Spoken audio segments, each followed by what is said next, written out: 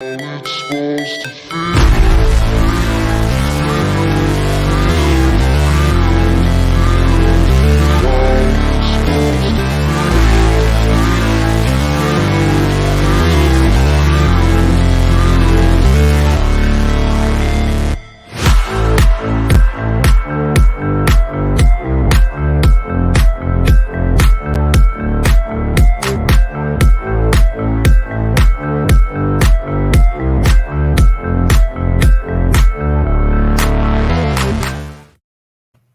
What's going on, everybody? I'm Tyler. With me tonight is Neil, coming off a Pirates 13-3 win.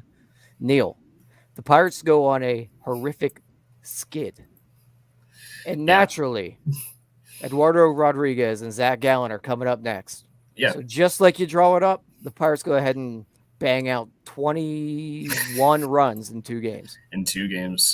I mean, it just makes sense when you're facing titans like Josh Palacios.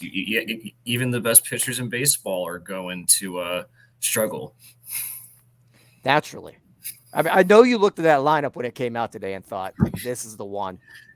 Yeah. Oh, yeah. I saw that. Like, no Rodolfo Castro. We get G1 Bay and Josh Palacios back to back. I was like, yes, this is the key. And then follow that up with our guy, Hedgie. Yes. And that's how you bang out 13 runs, baby. And to be fair, not anything Hedges did, but Hedges might be the only one that didn't do anything today. He's the only person who started who did not get a hit today, I think. Yep. Only person who started who didn't get a hit. So some things never change. That's par for the course. So where do we start with the lineup? Like, do we start with Brian Reynolds? Heating up a little bit. Kutch, 3-hit game. Jack Sawinski on base 3 times. Where do you want to go here? I think because this guy's been struggling a lot. I think Brian Hayes deserves the start because I think he's the one who really got the ball rolling with the offense today, and he was just tearing the cover off the ball today.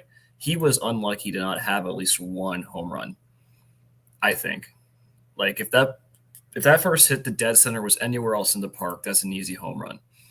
4 hard hit balls, 3 RBIs, 2 doubles, 3 hits. What a day from Hayes, and he really needs it because he's been awful the last couple of weeks. Yeah, you look at all of the peripheral numbers. Mm-hmm. It suggests that Hayes is a lot better than we've seen. Obviously, we all know about his struggles pounding the ball on the ground. He can't lift the ball. He doesn't pull it. Everybody knows about everything.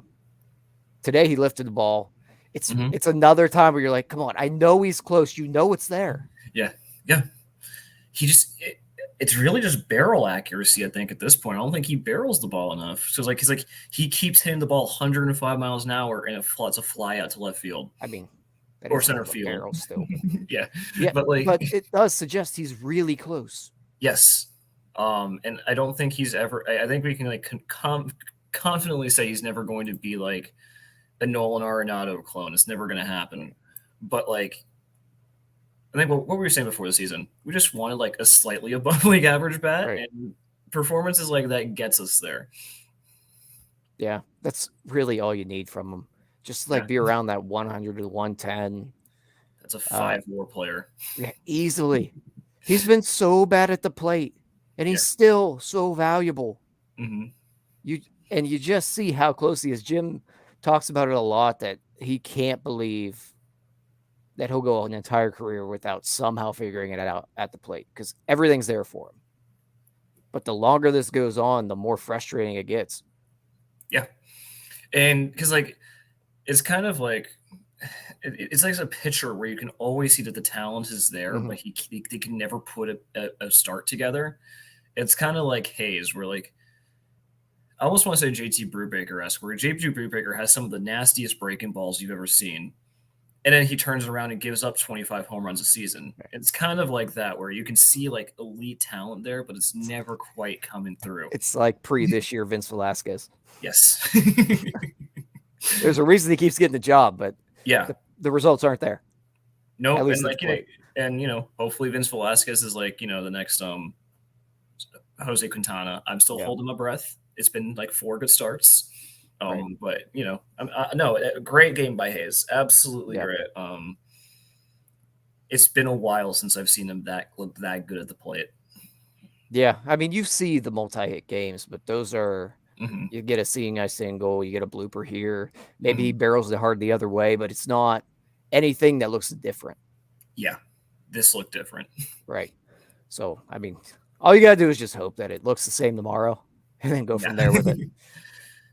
And if his home is like if his home is like fifth in the lineup, that's fine. Yeah.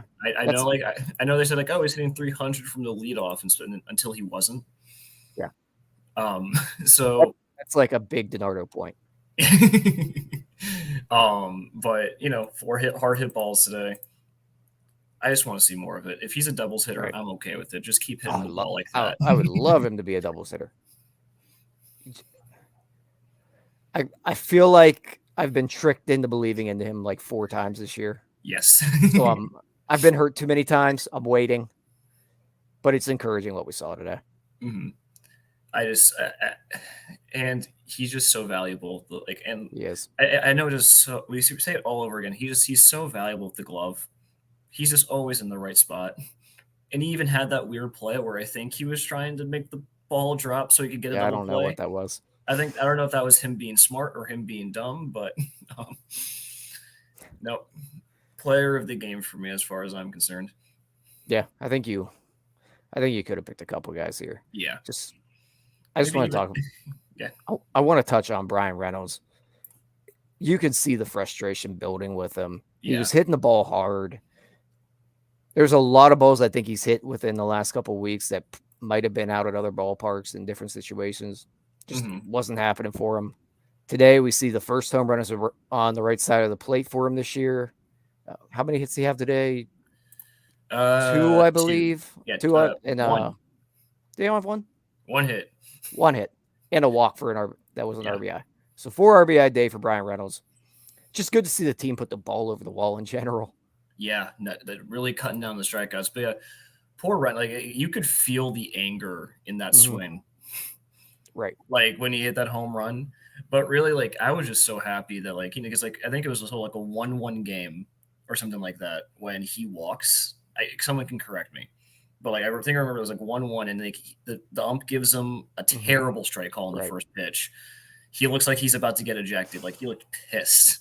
And then he gets down 0-2 and works that walk against one of the best pitchers in baseball. That was so cool to see. I was a huge fan of that. And following that up with a 3-run home run to put the game to bed, that was awesome. Yeah, like I said, the first one on the right side of the plate this year for him. That's 6 on the year for him. Man, was he in a drought. Just this whole team was in a drought, not putting the ball over the wall. And when you're striking out at the rate that they had to be able to do so. Yeah. I mean, when you strike out that much, that's why you're hitting less than 100 with runners in scoring position in the month of May. But it was almost like Reynolds was going through Hayes syndrome, where like you could just see him hitting the crap out of the ball over and over. Yeah, he was whiffing. Like he's definitely struck out more than like what he was doing in 2021, but you never really got the sense that like he's completely lost the play. Right. Even if a lot of people were really mad at him for that double play in the first inning, he came back, and I'm praying this is the start of like another like big surge. Yeah. It's not like 2020 when he had the bad season. You could see he just didn't look good at the plate. He looked fine still. Like his swing usually looks the same. It's just when he's on time, he's good. And he got some of the luck broke his way today. Well, it wasn't really luck, but he just ran into one finally. And I think that it almost makes you forget, because I completely forgot about it until this minute. He dropped the ball in left field.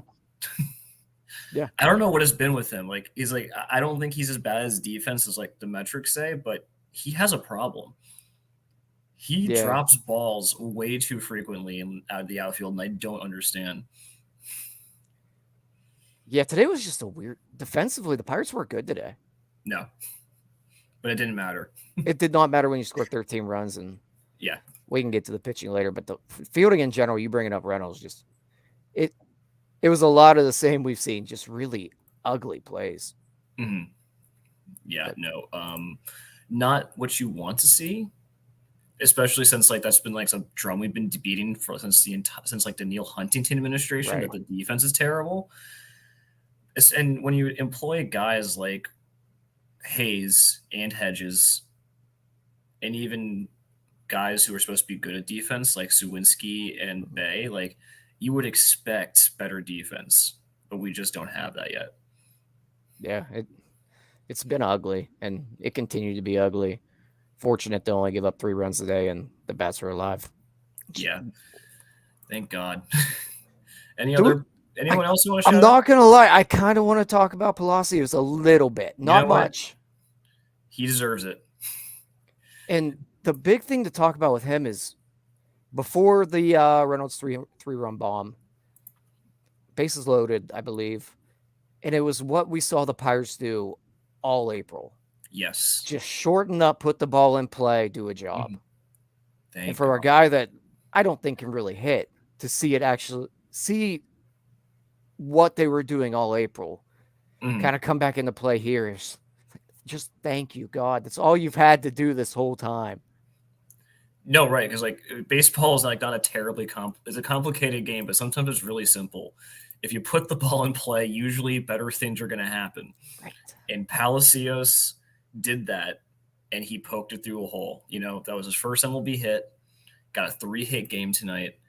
But as a team, we only struck out 5 times. That entire terrible 2-week stretch, I feel like we were hitting double-digit strikeouts every single game. And so it's really nice. And I think Palacios is a nice like cherry on top of that, where you're finally making good swing decisions and you're not whiffing when it matters. And I think that shows. I don't know what our runners in scoring position were today, but I'm assuming it was pretty good. I can guarantee it was a lot better than it has been for the last 3 weeks. Yeah. But I think he had two hits today, I believe. It's just another guy that one of these bench fringe Major League Baseball players, one of these guys has to step up and go on a little hot streak. Yeah. And he has to prove that he belongs here. And he has to prove that he's not Miguel Andujar. And, you know, I'm not, you know, Miguel Andujar had his home runs when he came up. I'm still not really convinced that, you know, Palacios has any business being on this team. But I am very happy for him. 3 RBI day, and you know it's a cool story. Yeah, and they're all putting it. It was the first hit of the season, not in his career. We just had to. We got our fact checkers in the chat tonight. We were 8 for 16 with runners in scoring position today, so hitting 500 that is sustainable. Yeah, that'll play. If you could just do that every day, this team's going to be really good. Yeah. Okay, I don't think it's that complicated. Never mind. Yeah, no, I agree. Like, you know, like obviously you can't expect 500, but like, you know, when the team is batting something like 250, you can expect 250. And I feel like over that course of like the 2 weeks that we played, terrible baseball. If you're hitting 250 with runners in scoring position, you at least nick a couple of those games. Like you don't lose 11 out of 13 like we did, or whatever the heck the. Yeah, I stopped counting. So you know. Yeah, again, I think Jim called me a boomer for this, but yes, just put the baseball in play and things happen. I would venture to guess, without looking at the stats, their strikeout rates with runners in scoring position coming into the last 3 weeks was or coming into yesterday, the last 3 weeks have been absolutely atrocious. Oh yeah, they had to be striking out an incredible clip. Today, I don't think we really saw that. The stat nerds can argue with us all day. There are such thing as productive outs. I do not care what you say. No, I agree. Like even just like I think it was like I think when Palacios came up, all I was begging for was a sac fly. I'm like, just pop it up, like get into the outfield. I don't care. And I think the strikeout thing is even more impressive when it's coming off of a guy like Zach Gallen. Yeah, like Zach Gallen is one of the best pitchers in baseball. Amazing strikeout stuff. Only struck out 2 batters, gave up a career-high 8 earned runs, got destroyed. Like, he got hit hard by everyone. And it was just it was a beautiful sight to see. Like, we deserved a night like this. Yeah, we're really just glossing over the fact that the Pirates just knocked around probably a top 3 pitcher in baseball. Yeah, Cy Young candidate, Yeah, besides Mitch Keller. But exactly.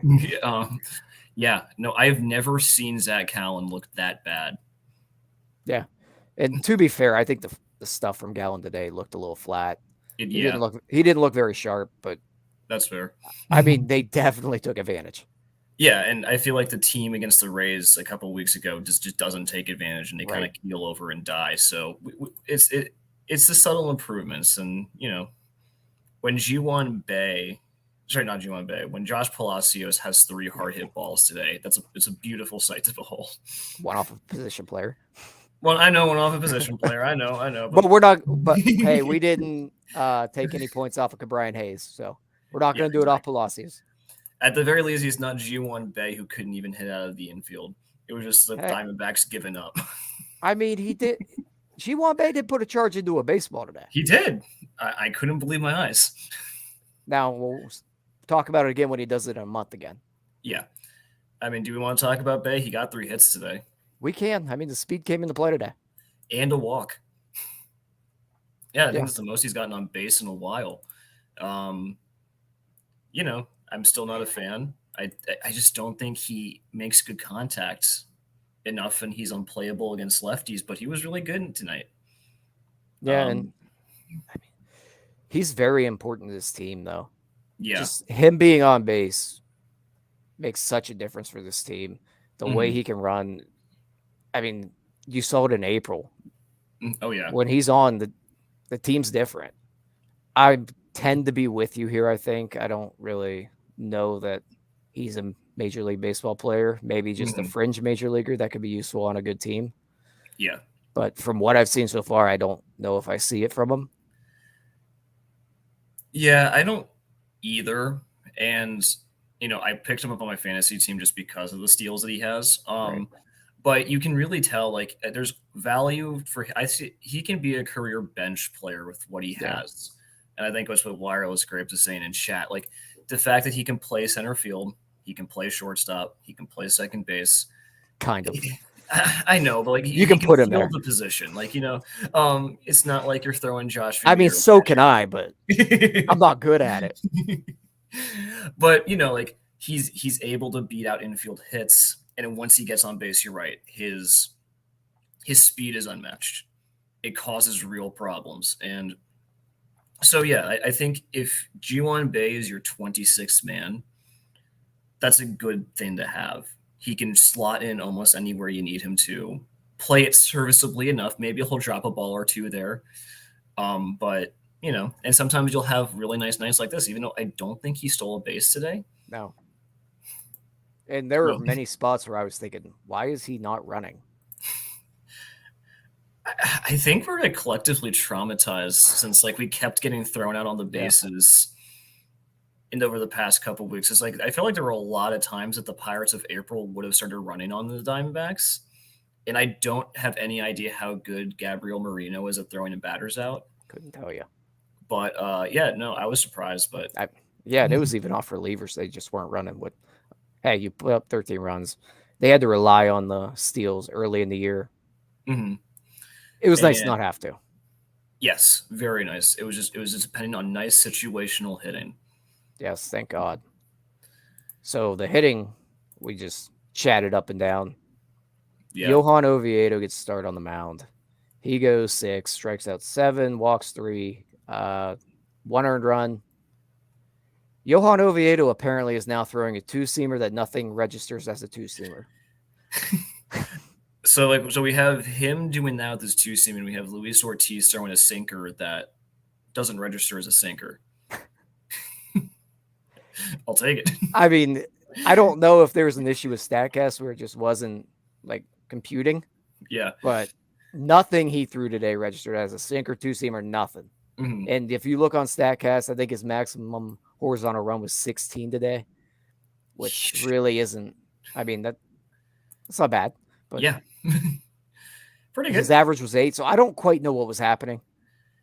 Yeah, I mean, it was a good bounce back start by Oviedo. He's really had a tough go these last few weeks. I just feel like, he has top of the rotation type stuff. but he struggles so much in like commanding counts, attacking batters. And like it's like the control issues for me aren't even walking people. It's about getting down 2 balls, 0 strikes, and that really punishes him. And that kept happening tonight. But the Diamondbacks weren't able to punish it, partially because he was just painting the zone. Like he got down 2-0 and started painting stuff on the corners.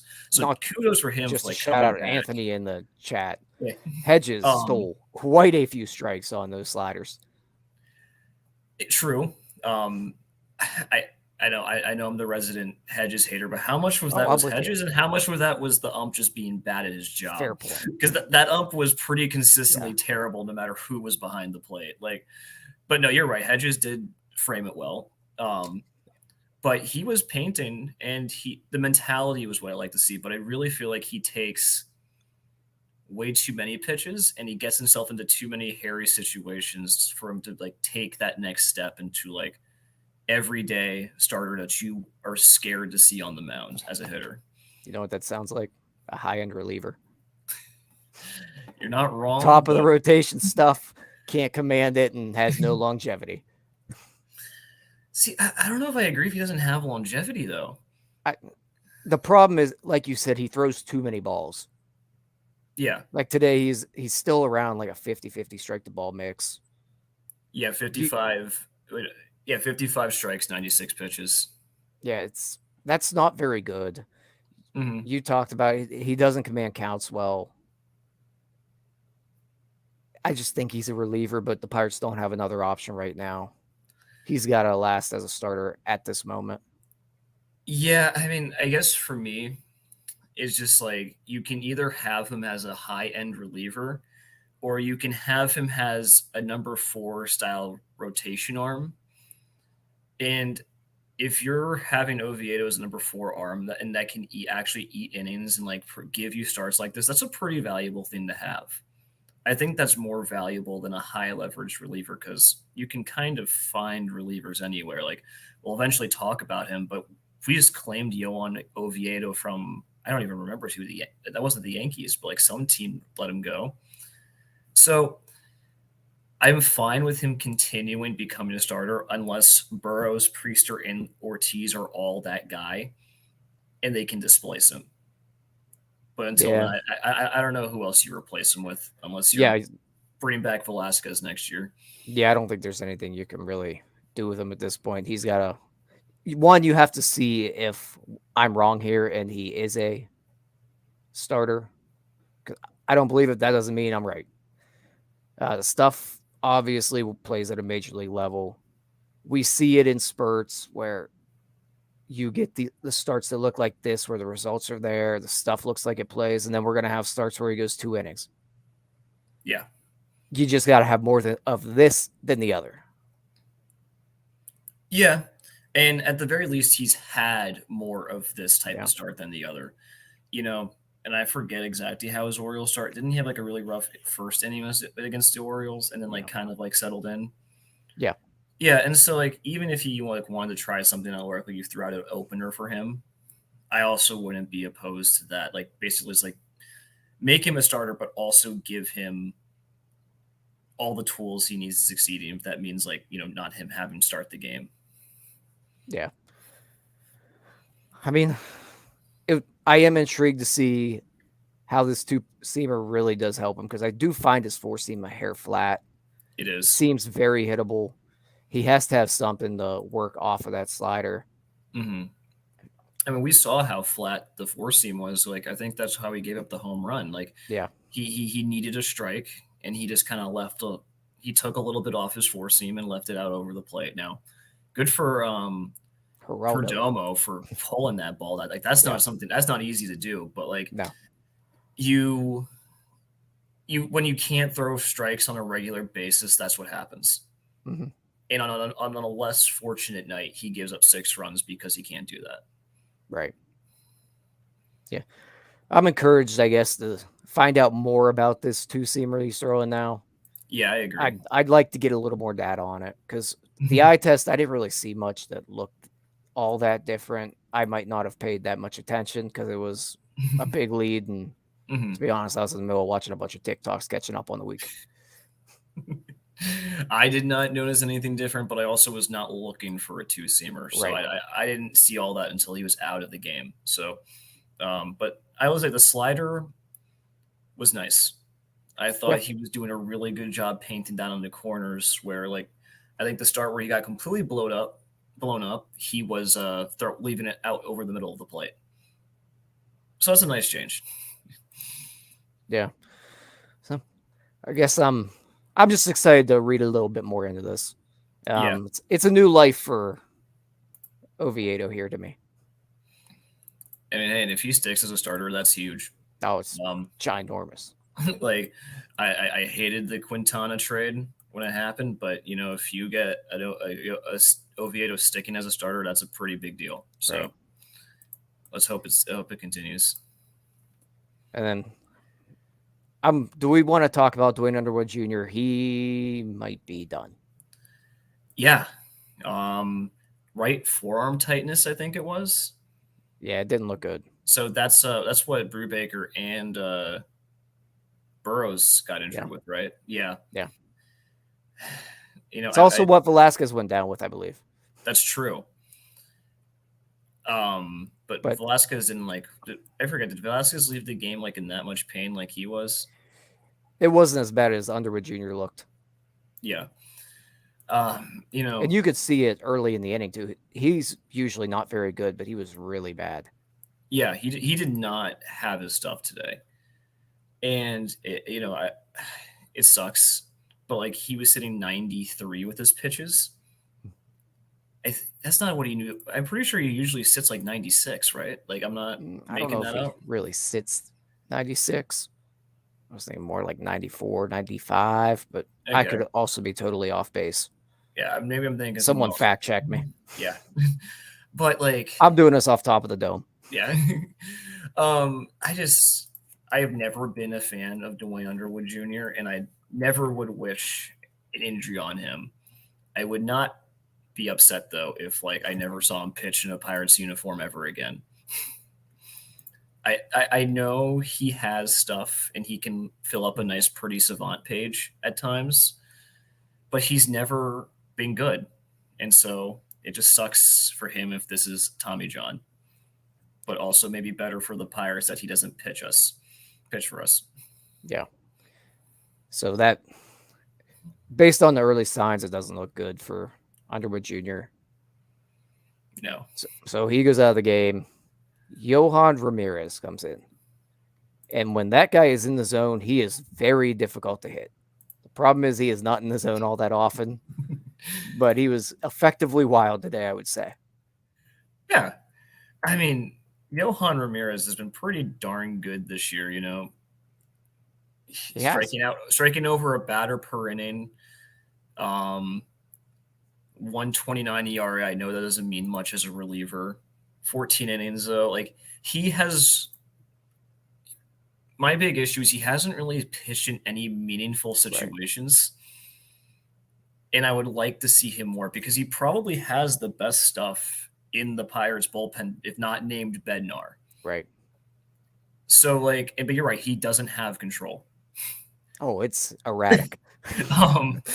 So, I would, no walks today, but I would say this much, because he has the stuff, I would rather see him pitch innings than Dwayne Underwood Jr. Absolutely. I do think there's a couple guys in there that have some decent stuff, but go ahead. Yeah, no, I mean, no, that was all I was going to say. Yeah, I think if working more with Oscar, he can be someone who could be a back end start reliever on a contending team. He's not there yet, but if you're going something like Johan Ramirez 6th inning, Tyler Stevenson 7th inning, Colin Holderman 8th, and then Bednar 9th, that's a pretty solid foundation to build a bullpen off of. It's not mind blowing. It's not the 2015 Pirates, but I have no real complaints with the bullpen for the first time since Sherrington took over. I mean, generally, this is probably the most positive I've been on the bullpen. Yeah. But I think that just kind of comes from having 4 or 5 guys that actually have stuff that should play at a major league level. Yeah. You throw Ramirez in. Stevenson does have some good stuff. I still think Jose Hernandez stuff's very good. Yeah. There's guys in there with some potential. Now Mhm. we're just waiting on one of these guys to take that step forward and grab that 7th inning role. Or even take the 8th inning role, because Right. Holderman is really good stuff, but he's also a little shaky. He has a little bit of the Dwayne Underwood syndrome where he can't really have a clean inning. I think he had a clean inning tonight, though. I was kind of zoned out by that point. Yeah, I believe so. Um, I was also zoned out by that point. yeah, clean inning, 2 strikeouts. Yeah, I mean, and you're right. Moreta has also been a nice surprise. I have no idea how Moreta is good. No clue. Like, I every time I see him pitch, I am so unimpressed with the stuff, but it keeps working. So I'm gonna keep riding. I'll ride it until I hope it continues. But yeah, I think when you're not depending on high leverage situations from guys like Will Crow and Dwayne Underwood Right. Jr. and the gaggle of idiots we had processing through the bullpen last year, I couldn't name them all if I tried. Tyler Beatty. Tyler Beatty. Walter's watching. Watch out. Right. But yeah, like it's nice that we have some stability in the bullpen for the first time since we had a not so great person be our closer. Right. But I mean, they do. They have guys that if they need a strikeout, they can get a strikeout now. Yeah. It's not a bunch of Genmar Gomez out there. No, because that's what it feels like it's been for 3 years. It's like not. It's not Cam VO regens. Right. Well, Rob Zastriz, I can't say his name right. What is it? Zastrizny? I think that's something like that. It's close. He's back. Yeah. I mean, I don't think he's very good. I do not either. But it's nice to have another lefty option in the pen. Yeah, I guess. I'd rather have a good lefty option, but he'll do. I mean, do we have a good lefty option in AAA right now? Zastrini? Zastrini? I think that does sound right. Zastrini? I don't know. I always add the extra letters, so who knows? But I don't, off the top of my head, I don't know if they have Colin a good lefty. Selby is like our best bullpen arm in AAA. And he's a righty. And he just got put on the shelf. Yeah, he's hurt. He's dead. But yeah, I mean, like, to bring it back, like, the bullpen has been quite good this year, and it's hard to believe. Like, I can't wrap my head around like a good bullpen after what I've watched over the past 3 years. I keep waiting. Right. So, and again, I never want to wish injury, but like, it's better for the Pirates that you physically cannot throw out Dwayne Underwood Jr. and Will Crow anymore, and you got rid of Chase Dion. Right. I mean, you think about it. That's 3 guys in this bullpen. Well, even throw out Dwayne Underwood Jr.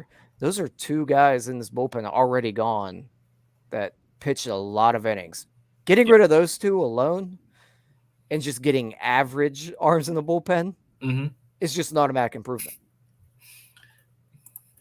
Yeah, no, it is so comforting because, like, like, Bednar is lights out. Like, when Bednar comes in, the game's over. But, like, when you're – and I think the biggest issue that I had before, like, being like, oh, yeah, this bullpen is legit, is, like, when you have guys like Stevenson and Ramirez and Moreta, is that we've had so few high leverage situations in the past 3 weeks, either because we're winning by so much or losing by so much. It's hard to really gauge what we have. Yeah. And I'm with you. I want to see Ramirez get a high leverage opportunity coming up here. We just haven't had many high leverage opportunities in general. No. So hopefully we get there soon, or hopefully it's just another like 10-run blowout. Yeah, we'll take more of these. Twist my arm. But anything else you want to add tonight here, Neil? No, I think I got everything, and I'm good. Yeah. Feels good. It just feels good. It was an enjoyable game. It was. So we'll go ahead and get out of here. Pirates win at 13-3, improved to 24-20. They're back at it tomorrow at 4:05, I believe. Sounds about right. Sounds right. I don't know. I got graduation parties to go to. Lucky me. So I'll be in and out tomorrow. We'll be back at you tomorrow. I don't know who's on tomorrow, actually. I was just going to give them a shout out, but I couldn't tell you. Oh, well. I have no clue. It's not me. Yep, not me either. So we'll probably have more views tomorrow. Anyhow, we're out of here. Peace out, Girl Scouts.